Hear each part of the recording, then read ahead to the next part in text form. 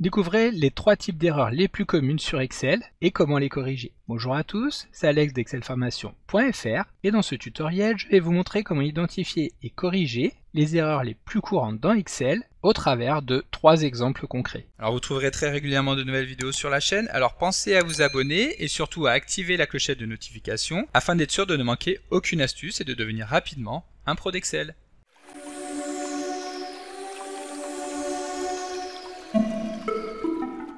Comme d'habitude, si vous voulez être sûr de bien comprendre tout ce que nous allons voir dans le cadre de cette vidéo, vous pouvez télécharger le support de ce tutoriel ainsi que son corrigé en suivant le lien disponible dans la description de la vidéo, ce qui vous permettra de réaliser les opérations en même temps que moi pour bien comprendre tout ce que nous allons voir dans cette vidéo. Alors comme je vous l'ai expliqué un petit peu tôt, dans cette vidéo je vais vous montrer les 3 erreurs les plus communes sur Excel. Et pour illustrer ce tutoriel, nous allons pouvoir utiliser le petit tableau que nous avons actuellement à l'écran qui répertorie les ventes de livres d'une librairie en ligne. Ce tableau contient plusieurs erreurs intentionnelles que nous allons maintenant identifier et surtout corriger. Et la première erreur qui se trouve donc ici dans la cellule E10 est une erreur de formule de type valeur. Si nous regardons la formule donc de cette cellule, nous voyons que celle-ci multiplie la valeur de la cellule C10 avec celle de la cellule D10. Or, dans la cellule C10 se trouve le terme 7 saisi en toutes lettres et non pas en valeur numérique. Cela empêche donc Excel de multiplier cette valeur par le prix unitaire. En effet, Excel ne peut pas effectuer de calcul mathématique avec des textes, il y aura à ce moment-là toujours une erreur, et donc la solution est aussi simple que logique et va tout simplement consister à remplacer le mot 7 par la valeur numérique 7. À ce moment-là, dès que nous validons, Excel va pouvoir effectuer le calcul et donc nous retourner la valeur 105 à la place de l'erreur. Alors pour éviter que de telles erreurs arrivent à l'avenir, une astuce consiste à utiliser la validation des données afin de nous assurer que seules les valeurs numériques pourront être entrées, par exemple ici dans les cellules de la colonne quantité. Pour cela, nous sélectionnons toutes les cellules de cette colonne, puis nous nous rendons dans le menu Données afin de cliquer sur l'option Validation des données. Ensuite, donc, dans Autoriser, nous pouvons choisir le type de valeur à autoriser dans les cellules. Ici, nous allons choisir des nombres entiers qui doivent être supérieurs ou égaux à 0. À ce moment-là, si nous validons et que nous nous replaçons sur la cellule C10, si nous essayons de taper le mot 7 en toutes lettres et que nous validons, nous aurons un message d'erreur qui nous invitera à recommencer la saisie. Maintenant, seules des valeurs numériques pourront être saisies. Ensuite, nous pouvons également constater que dans la cellule E11, nous avons la même erreur, c'est-à-dire ici une erreur valeur, qui indique donc pour rappel une impossibilité d'effectuer un calcul pour Excel. Donc comme nous venons de le voir juste avant, cette erreur provient généralement d'un problème avec le type de données saisi dans l'une des cellules référencées par la formule. Ici, nous voyons que la cellule D11 contient une erreur de type valeur elle aussi, ce qui empêche la formule de fonctionner correctement. Cela pourra par exemple arriver si les données ont été extraites d'une application tierce dans laquelle les formats de données ne sont pas compatibles avec Excel. En effet, parfois les données importées pourront inclure des caractères non numériques, des espaces ou des formats de texte mal interprétés par Excel. Une fois la source d'erreur identifiée, nous allons devoir remplacer la valeur incorrecte, ici dans la cellule D11, par une valeur numérique correcte. Et donc dans cet exemple, nous allons simplement remplacer la valeur de D11 par 30, ce qui représente le prix unitaire du livre de cuisine. Une fois la correction effectuée, la formule C11 fois D11 dans la cellule E11 calculera correctement le total en multipliant la quantité par le prix unitaire, c'est-à-dire 5 par 30 qui donne ici 150. Maintenant, pour identifier l'erreur suivante, nous allons nous placer sur la cellule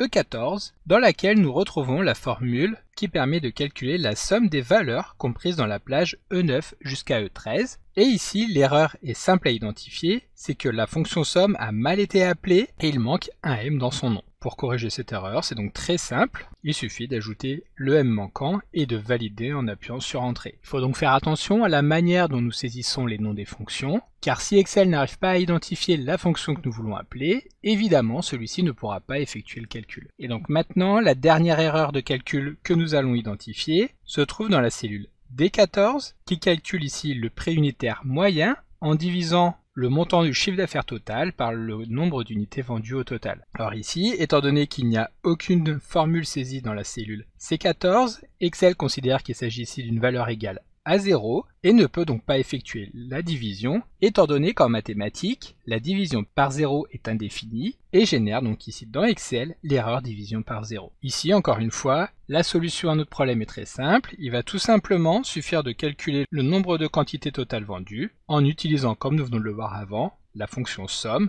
avec 2m. Ensuite, nous validons et donc Excel nous informe que 37 unités ont été vendues sur la période, ce qui représente donc, compte tenu du chiffre d'affaires de 781 €, un prix unitaire moyen de 21,10. Voilà, donc dans cette vidéo, nous venons de voir l'un des types d'erreurs les plus communs, qui est la mauvaise utilisation des formules dans Excel. Le deuxième type d'erreur que nous allons découvrir maintenant est l'erreur de formatage. En effet, le format des nombres est crucial pour assurer la clarté des données et la précision des calculs, car imaginons par exemple que nous enregistrions des nombres en tant que texte comme nous l'avons vu juste avant, Excel ne pourra pas les traiter comme des valeurs numériques, ce qui entraînera des erreurs dans les calculs, comme l'addition ou la moyenne. Un autre exemple d'erreur de formatage va pouvoir se produire lorsque nous utilisons un format personnalisé pour les durées dans un tableau de suivi de temps de travail, comme le tableau que nous avons ici. Nous voyons en effet que nous avons des durées qui ont été saisies en utilisant le H comme caractère de définition des heures. Or, Excel n'utilise pas le H, mais les deux points. C'est pourquoi, si nous sélectionnons une valeur et que nous remplaçons le H par les deux points, nous allons voir qu'Excel va automatiquement identifier cette valeur comme étant une durée et va rajouter automatiquement le 0 juste devant. Et donc, si nous voulons effectuer cette opération sur toutes les cellules de notre colonne, il nous suffit de les sélectionner et d'appeler l'outil de remplacement d'Excel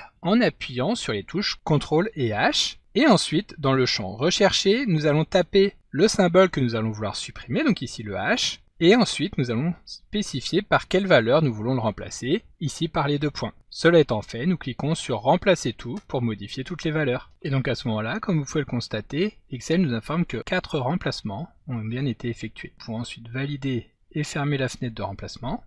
Et si nous revenons sur notre tableau, nous pouvons voir que maintenant, dans la cellule B24, nous retrouvons bien le calcul de l'ensemble des heures qui correspondent à la colonne. Seulement, nous avons encore un petit problème ici, comme vous pouvez le voir. Excel considère que l'ensemble des valeurs de la colonne représente 7h05. Or, rien que sur le vendredi, la personne a travaillé 7h30. La raison est très simple, c'est que ici, Excel nous affiche une heure horaire et non pas un nombre d'heures. Pour corriger ce problème, il suffit de nous rendre dans le menu de format de cellule en effectuant un clic droit et en cliquant sur format de cellule. Et ensuite, ici, nous allons tout simplement remplacer le HH par un H saisi ici entre crochets. De cette manière, Excel va bien nous afficher le nombre d'heures en cumulant toutes les valeurs de la colonne. Et donc le dernier type d'erreur que nous allons maintenant découvrir dans cette vidéo concerne les erreurs de référence. Les erreurs de référence sont en effet très fréquentes dans Excel, surtout lorsque l'on modifie des données, des structures de tableaux ou lorsque nous mettons en place des formules relativement complexes. Et donc le premier type d'erreur de référence que nous allons voir ici est la référence circulaire. Une référence circulaire, comme nous l'indique le message que nous avons actuellement à l'écran, se produit lorsqu'une formule saisie dans une cellule fait référence à la propre valeur de cette cellule, que ce soit directement ou indirectement, ce qui aura donc pour effet de créer une boucle infinie pour laquelle la résolution ne sera pas possible. Donc sur cet exemple, nous voyons que nous avons